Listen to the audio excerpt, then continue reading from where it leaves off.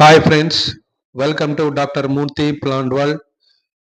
వీరందరికీ కూడా ఈ ఛానల్ని ఆదరిస్తున్నందుకు ధన్యవాదాలు. ఈ వీడియోలో మంచి పర్యావరణ సంబంధ అంశంతో మీలో కలవబోతున్నాను. నదులను కాపాడుకుందాం. భారతదేశం జీవ నదులకు పేరెన్నిక గన్నది. ప్రపంచంలో నదుల తీర ప్రాంతాలలోనే గొప్ప గొప్ప నాగరికతలు విలసిల్లాయి. సింధు నాగరికత, మెసపటోమియన్ నాగరికత, నైలు నాగరికత వంటి ఎన్నో గొప్ప నాగరికతలు విలసిల్లాయి. మానవ మనుగడకు నదులు చాలా అవసరం. ఇప్పుడు ఈ వీడియోలో చూస్తున్నటువంటి స్వచ్ఛమైన నది తెలంగాణ రాష్ట్రంలోని జైత్యాల జిల్లాలోని ధర్మపురి పుణ్యక్షేత్రంలో ఉన్నటువంటి గోదావరి నది. పవిత్ర గోదావరి నది ఇది. చాలా క్లీన్గా కనబడుతున్నాయి. ఇక్కడ చూడండి, నీళ్లు చాలా అద్భుతంగా ఉంటాయి. మనము కాయిన్స్ కూడా వేసుకొని తిరిగి కలెక్ట్ చేసుకోవచ్చు. గుండె పిన్ను కూడా మనం తిరిగి తీసుకోవచ్చు. స్వచ్ఛంగా ఉన్నాయి. ఇలా మెల్లిమెల్లిగా కిందికి వెళ్తూ ఉంటే రకరకాల వ్యర్థాలు కలుస్తూ ఉంటాయి. కింద మన రామగుండము, గోదావరి ఖని, మంచిర్యాల నుంచి మొదలుకొని మనకి భద్రాచలం పేపర్ ఫ్యాక్టరీ కావచ్చు, రాజమండ్రి కావచ్చు, ఇవన్నీ కూడా తిరిగి సముద్రంలో కలిసేంత వరకు కూడా రకరకాల మలినాలతోని కలుషితమవుతున్న పరిస్థితి కనబడతా ఉంది. అయితే హిమాలయ నదులతో పోలిస్తే మన దక్షిణ భారతదేశ నదులు వర్షాకాలంలో చాలా చక్కగా ప్రవహించి తిరిగి ఎండాకాలంలో ఎండిపోతూ ఉంటాయి. వీటిని మనకి పెరెన్నియల్ రివర్స్ కాకుండా మనకి మామూలుగా షార్ట్ లివింగ్ రివర్స్ ఉంటాయి. ఇవన్నీ కూడా అంటే స్వల్పకాలికంగా ప్రవహిస్తూ ఉంటాయి. వీటిని కాపాడుకోవాల్సిన అవసరం ఉంది. ఈ మధ్య కాలంలో మనకి గోదావరి నది కానీ, కృష్ణా నది కానీ చాలా కలుషితం అవుతుంది. మనము చాలా తెలుసు, హైదరాబాద్ మహానగరంలో మూసీ నది ఒకప్పుడు ఎంత జల ధారలతోని ఒక జీవనాధారంగా ఉన్న మూసీ నది ఈరోజు మలినాలతోని ఒక కాలుష్య కాసారంగా మారిన సందర్భం.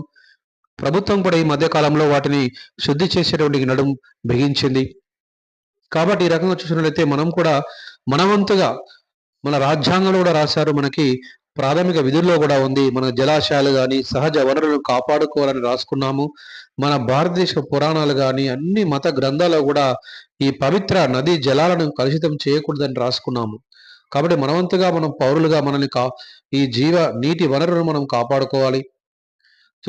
చూసినట్లయితే మనము మన ప్రాంత నదులు ఏవైతే ఉన్నాయో వాటి చుట్టుపక్కల అడవులను కూడా కాపాడుకోవాలి. అడవులు ఉన్నప్పుడే మనకి జీవధార అనేది ఎల్లప్పుడూ ఉంటుంది, లేకపోతే ఎండిపోయే అవకాశం ఉంటుంది. నాసిక్లో పుట్టి తిరిగి బంగాళాఖాతంలో కలిసేదాకా గోదావరి రకరకాల జలధారలను తనలో ఇముడ్చుకొని ముందుకు పోతుంది. దానికి ప్రధానమైనటువంటి కారణము చుట్టుపక్కల అడవులు. మన రాష్ట్రాల్లో, తెలుగు రాష్ట్రాల్లో ఉన్నటువంటి ఆదిలాబాద్, ఖమ్మము, కరీంనగర్, వరంగల్, ఈస్ట్ గోదావరి, తూర్పు గోదావరి మరియు పశ్చిమ గోదావరి చుట్టుపక్కల ప్రాంతాల్లో ఉన్నటువంటి ఖమ్మము మరియు ఇతర జిల్లాలో విస్తరించిన దట్టమైన అరణ్యాల్లో పడిన వర్షపాతం తీసుకొని అది ప్రవహిస్తూ ఉంటుంది. దక్షిణ గంగగా పేరుగాంచింది.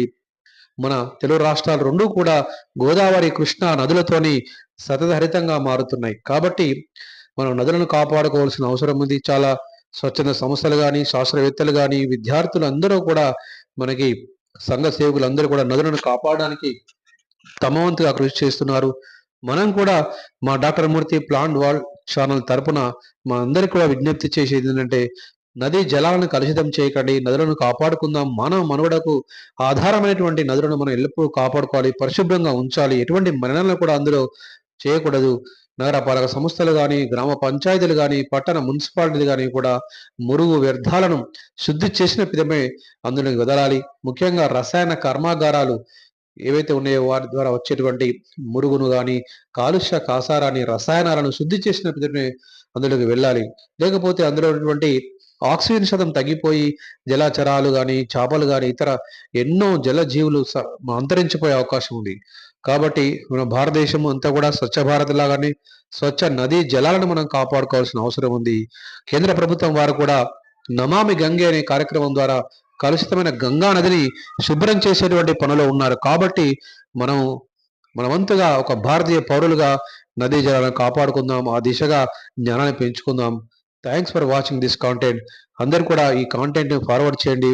పర్యావరణ ప్రేమికులు అందరికీ కూడా అందించినట్టు చూడండి, అవగాహన కల్పించండి, లైక్ చేయండి, కామెంట్ చేయండి. Thanks for watching doctor Murthy plant world. Thank you.